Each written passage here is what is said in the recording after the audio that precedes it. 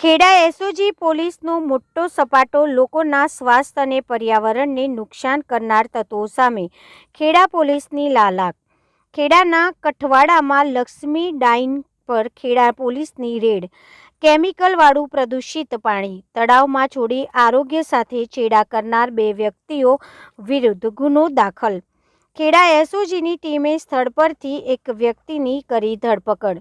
ખેડામાં કઠવાડાની સીમમાં આવેલી લક્ષ્મી ડાઇંગ નામની ફેક્ટરી દ્વારા ગુપ્ત રીતે ઝેરી કેમિકલ યુક્ત પાણી તળાવમાં છોડવાનું કૌભાંડ પકડાયું છે।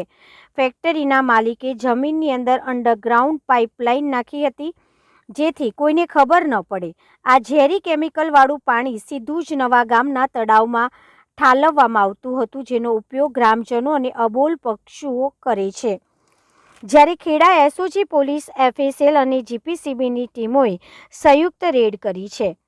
ખેડા એસઓજીની ટીમે ફેક્ટરીના સુપરવાઇઝર જુગેશ રાજપૂતની ધરપકડ કરી છે, જ્યારે ફેક્ટરીના માલિક ભોમારામ ચૌધરી હાલ ફરાર છે।